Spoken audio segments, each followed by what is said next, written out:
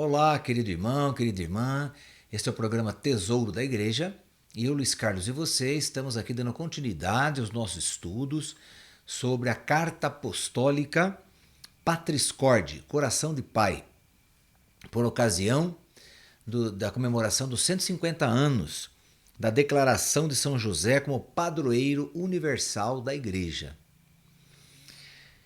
Hoje nós vamos entrar aqui na parte final, então, desse documento, onde o Santo Padre o Papa Francisco faz as suas recomendações finais, a sua oração também, e daí nós já vamos entrar no decreto que concede as indulgências para este ano, para nós, para o ano 2021.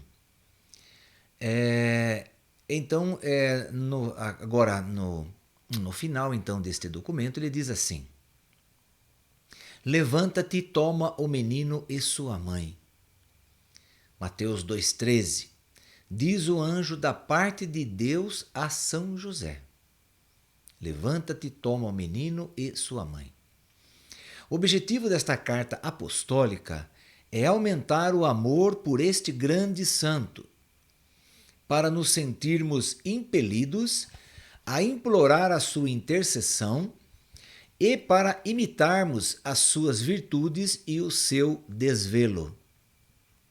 Com efeito, a missão específica dos santos não é apenas a de conceder milagres e graças, mas de interceder por nós diante de Deus, como fizeram Abraão, Moisés. Então ele dá os exemplos aqui de Abraão, Gênesis 18, 23 a 32, e também Moisés, Êxodo 17, de 8 a 13, e também no capítulo 32 do Êxodo, do 30 ao 35. E é como faz Jesus, um só mediador, como está escrito em 1 Timóteo 2,5, que junto de Deus Pai é o nosso Paráclito, que vive sempre para interceder por nós. Os santos ajudam todos os fiéis a procurar a santidade e perfeição do próprio estado. Olha, essa frase aqui é interessante. Vou repetir. Os santos ajudam todos os fiéis, quer dizer, ajudam a nós, a procurar a santidade e perfeição do próprio estado, quer dizer, no estado que você se encontra, se você ainda é jovem, é solteiro, é adolescente, ou se você namora, ou está noivo, ou é casado, ou é viúvo, ou separado, se você é sacerdote, se você é religiosa, enfim, no estado em que você se encontra. A sua vida é uma prova concreta de que é possível viver o Evangelho em qualquer situação, qualquer estado de vida. À semelhança de Jesus que disse: aprendei de mim, porque sou manso e humilde de coração, como está em Mateus 11, também os santos são exemplos de vida que temos de imitar. Quer dizer, não só imitar Jesus, mas imitar os santos, que também imitaram Jesus. A isso nos exorta explicitamente São Paulo. Portanto, eu vos exorto, sede meus imitadores, porque eu o sou de Cristo. O mesmo nos diz São José, através do seu eloquente silêncio. Você sabe aqui que eloquência é aquele que fala bem. É uma pessoa muito eloquente, pessoa que fala muito bem, se expressa muito bem. E aqui, então, o Papa Francisco diz que São José nos fala muito através do seu eloquente silêncio. Quer dizer, ele não fala com palavras, mas ele fala com o testemunho, fala com atos, com ações. Estimulado com o exemplo de tantos santos e santas diante dos olhos, Santo Agostinho interrogava-se: então não poderás fazer o que estes e estas fizeram? E assim chegou à conversão definitiva, exclamando: tarde vos amei, ó beleza tão antiga e tão nova, tarde vos amei. Só nos resta implorar de São José a graça das graças, a nossa conversão. Então, exemplo de, ele diz aqui de Santo Agostinho, né? Que diz, puxa vida, quer dizer que eu não posso fazer o que estes santos e essas santas fizeram? Claro que eu posso. Se eles fizeram, eu também posso. Porque eles não eram diferentes de mim. Eles eram tão pecadores quanto eu. Então, se eles conseguiram a santidade, eu também posso conseguir. É nesse ponto que Santo Agostinho fixou o seu comportamento, a sua retidão daí para frente. Ok? Bem, aí para encerrar essa parte, então o Papa Francisco faz uma oração. Salve, guardião do Redentor e esposo da Virgem Maria. A vós Deus confiou o seu Filho. Em vós Maria depositou a sua confiança. Convosco Cristo tornou-se homem. Ó bem-aventurado José, mostrai-vos Pai também para nós e guiai-nos no caminho da vida. Alcançai-nos graça, misericórdia e coragem e defendei-nos de todo mal. Amém. Daí ele encerra dizendo: Roma, em São João de Latrão, na solenidade da Imaculada Conceição da Bem-aventurada Virgem Maria, 8 de dezembro do ano de 2020, 8º ano do meu pontificado. E aí ele encerra, então, esta carta apostólica. Bem, agora nós vamos estudar o decreto que, então, foi gerado através desta carta. Um ano indulgencial, o ano de indulgências, quer dizer, é um ano que nos concede indulgências. Bem, o que são as indulgências? As indulgências, elas são o perdão dos nossos pecados, das consequências deles, na verdade. Então, a indulgência perdoa, apaga as consequências dos nossos pecados, já confessados e perdoados. Então, assim, vamos explicar bem resumidamente, né? Todo pecado, ele gera consequências. Por quê? Porque toda pessoa batizada, ela faz parte do corpo de Cristo. Ela está inserida dentro, portanto, né, do corpo de Cristo, onde estão todos os batizados de todos os tempos. Então, dentro do corpo de Cristo está a igreja triunfante, que são os batizados que já morreram, estão num estado diferente do nosso, mas dentro do corpo. Pois bem, os que estão no purgatório também fazem parte deste corpo, porém num estado diferente. E nós, a igreja militante, né? A igreja terrestre, terrena, os batizados, né? Isso estou falando dos batizados. Todos estão dentro do corpo de Cristo. Portanto, qualquer ação que eu faça, boa ou ruim, ela gera consequências. Então, a minha ação boa, ela gera consequências boas para o corpo de Cristo. Então, as minhas boas ações, o que eu pratico de bom, minha honestidade, fidelidade, meu amor, meu perdão, fazer o bem às pessoas, ajudar aqueles que precisam, contribuir com as entidades, contribuir com a Santa Igreja com o dízimo. Tudo isso são boas ações. Tratar bem os outros. Então, essas minhas boas ações colaboram para que o corpo de Cristo tenha saúde espiritual. Então, quanto mais coisas boas eu faço, estou injetando, vamos dizer assim, num exemplo para nós entendermos aqui do nosso jeito. Qualquer boa ação que eu faça são vitaminas.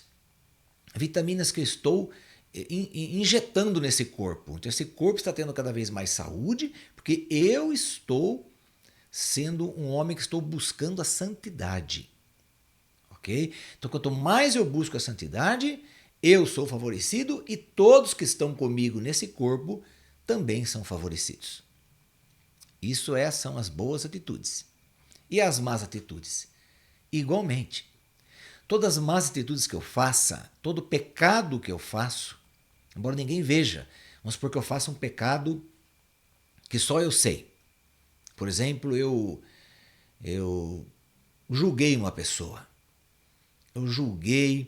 Eu condenei aquela pessoa, como se diz, já está no inferno aquela pessoa por mim, né? Por mim eu já julguei, já condenei, já não gostei dela. Já criei uma antipatia. Então esse pecado só eu sei que eu tenho. Mas esse pecado eu cometi aonde? Dentro do corpo de Cristo, porque eu não saio do corpo de Cristo para cometer pecados, entende? Eu não posso chegar lá na porta onde está Nossa Senhora, onde está São Pedro, né? Falar, mãe, dá licença um pouquinho, eu vou sair ali, ó. Vou sair um pouquinho fora do corpo de Cristo, vou cometer um pecado ali e já volto. Isso não existe. Uma vez batizado, você está dentro do corpo de Cristo. Você não sai mais de lá. Então, todas as suas ações gerarão resultados, consequências, como eu estava dizendo, ou boas ou más. Se eu sou um corrupto, ladrão, fofoqueiro, guardo vingança, ódio, raiva, ressentimento, tudo isso são consequências que estão acontecendo onde? Dentro do corpo de Cristo. Então, eu estou afetando quem? Todos os batizados que estão comigo dentro do corpo de Cristo. Certa vez, uma pessoa, foi uma mulher, né? Poderia ter sido um homem, mas estou apenas dizendo o que aconteceu. O padre que contou isso porque, na verdade, era nosso professor de teologia e então ele contou o exemplo, né? Só não contou a pessoa porque não pode contar, porque é segredo de confissão. Mas ele deu o exemplo. Chegou uma senhora chorando aos prantos, né? Dizendo, padre, eu cometi um pecado terrível. E para esse pecado que eu cometi, Deus nunca vai me perdoar. O padre falou, olha, bem aqui. Para este pecado que você cometeu, e você acha que Deus não vai te perdoar, esse já está perdoado. Agora, por esse pecado que você acabou de fazer na minha frente, esse você não tem perdão, nem agora e nem nunca. Porque você está duvidando do amor de Deus. Ok? Este foi um exemplo. Outro exemplo. Chegou uma pessoa e disse, padre, como é que eu faço para consertar um pecado que eu fiz? Bem, que pecado que você fez? Eu falei mal de fulano. Ele disse, tá bom. Então você vai embora, você me traz aqui um travesseiro cheio de penas. Como se fazia antigamente, né? No sítio, né? Pena de galinha. Pois bem. Então a pessoa foi embora, um outro dia voltou com o travesseiro cheio de penas. Aí o padre tomou aquela pessoa, o travesseiro, foram até o ponto mais alto ali da igreja, da paróquia, aquela na torre da paróquia, rasgou o travesseiro e disse a ele, agora abane tudo isso aí para as penas saírem. Ele abanou aquilo, então os ventos levaram e espalharam as penas para muito longe. Daí o padre disse, agora você desce e vai catar pena por pena. Aí ele disse, mas padre, isso é impossível eu fazer. Ele falou, então, também é impossível consertar o seu pecado. O seu pecado tem perdão. Agora, as consequências do seu pecado não tem. Não tem como. Você falou mal de uma pessoa, você já falou. E aí falou para outro, esse outro falou para outros dois, aqueles dois falaram para outros quatro, e assim foi indo embora, que nessas penas que você viu saírem voando aí. Então, a consequência dos seus atos é que não tem perdão. Esses não têm perdão. Esse você vai ter que aguentar firme e pagar isso no purgatório. Então, você tem perdão do seu ato, não das suas consequências. E essas consequências você vai ter que acertar uma por uma. Por quê? Porque você cometeu o pecado dentro do corpo de Cristo e você era uma célulazinha dentro do corpo de Cristo. E você estragou todas as células que estavam ao seu redor. Você fez mal ao corpo de Cristo. Bem, então, a igreja, como recebeu de Cristo o poder de ligar e desligar, de perdoar ou de não perdoar. Recebeu o poder de salvar as pessoas através do batismo, da confissão, do crisma, do sacramento do matrimônio, da ordem, então, da unção dos enfermos, enfim. A igreja recebeu todo o poder de Cristo. Ela recebe todo o poder de Cristo. Cristo passa esse poder a Pedro. Pedro, tudo que ligares aqui na terra será ligado no céu. Tudo que desligares aqui na terra será desligado nos céus. Então, esse é o poder das chaves que Jesus concede a Pedro. Mas quem é Pedro ali? É o chefe da igreja, é o primeiro papa da igreja católica.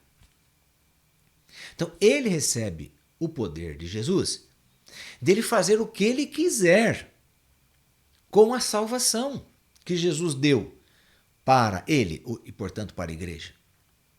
Então, a igreja institui as indulgências. Bem, o que é uma indulgência, então? Como eu já estava dizendo lá no comecinho, a indulgência é o perdão das faltas do seu pecado que não tem perdão, ok? Então, é o perdão das consequências do seu pecado. É o perdão do resultado do seu ato pecaminoso, que não tem perdão, mas pelas indulgências você tem. Entende isso? Então, a indulgência concede a você aí o perdão pleno, porque o perdão que o sacerdote te dá é o perdão do seu pecado e não das consequências que ele causou. Que aí o padre não sabe que consequência causou isso. Agora, Deus sabe. Então, a igreja ela tem o poder disso. Então, se você lucrar, nós chamamos de lucrar, né? Indulgências podem ser indulgências parciais ou plenárias.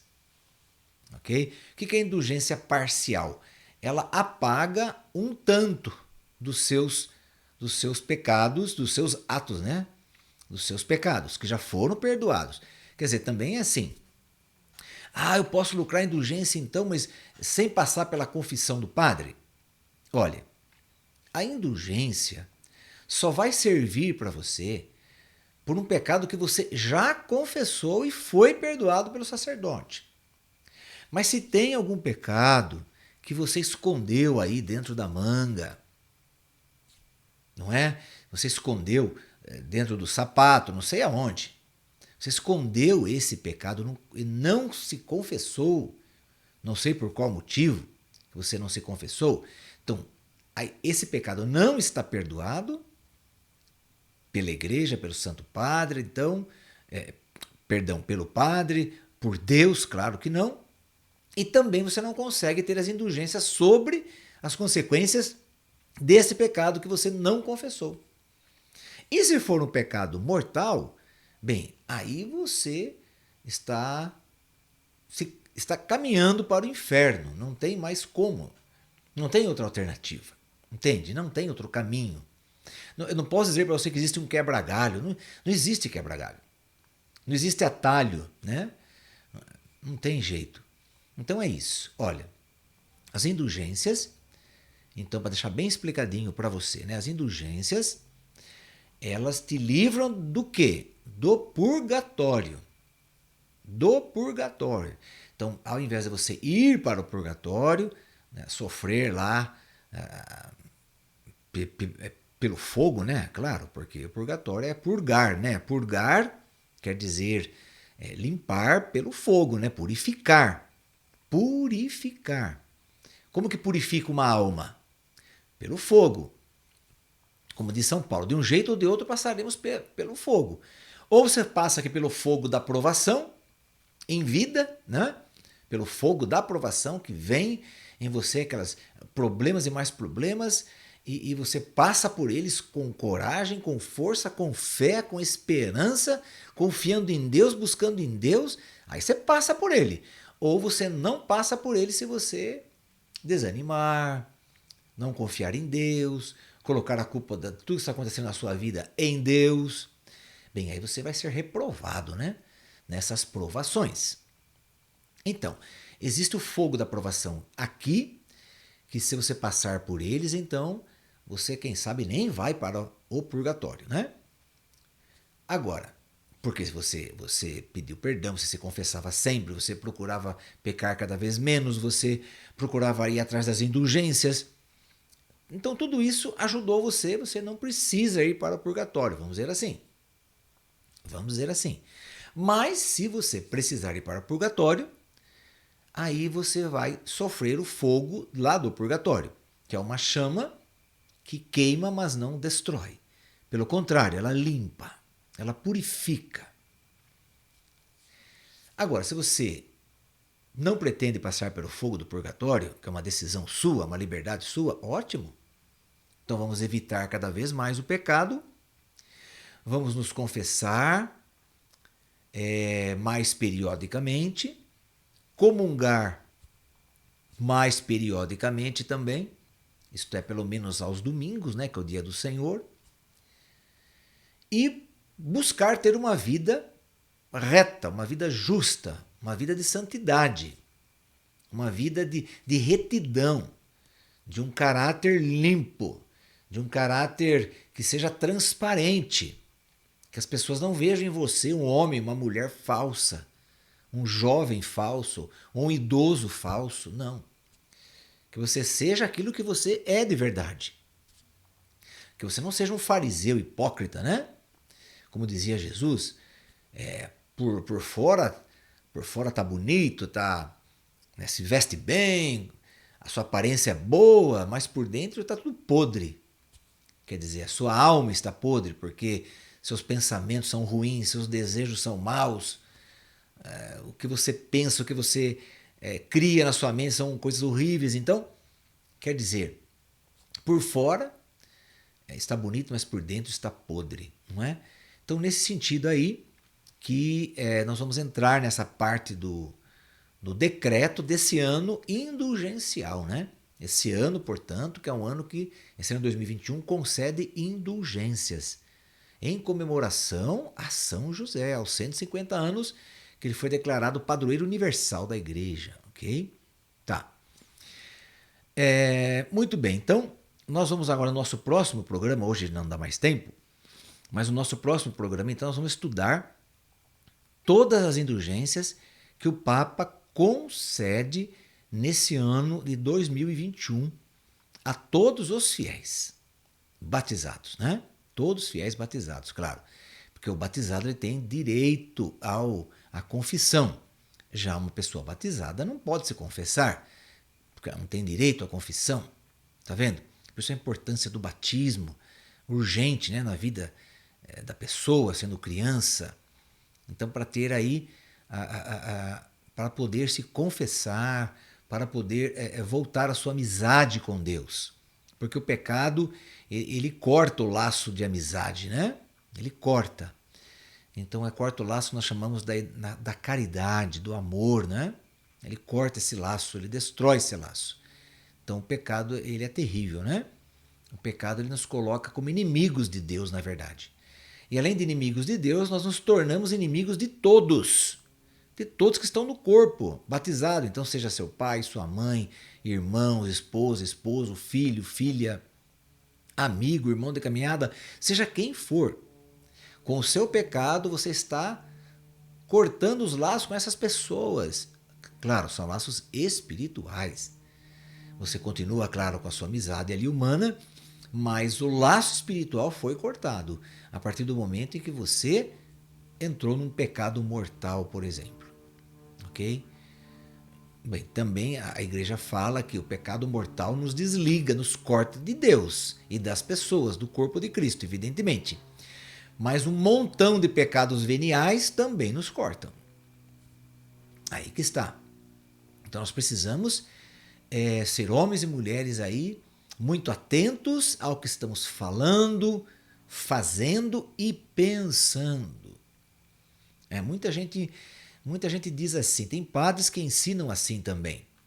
Diz que um pecado do pensamento, ele só vai ser efetivado como pecado se eu fizer o pecado. Mas enquanto estou pensando, não. Mas eu digo a você, depende. Depende.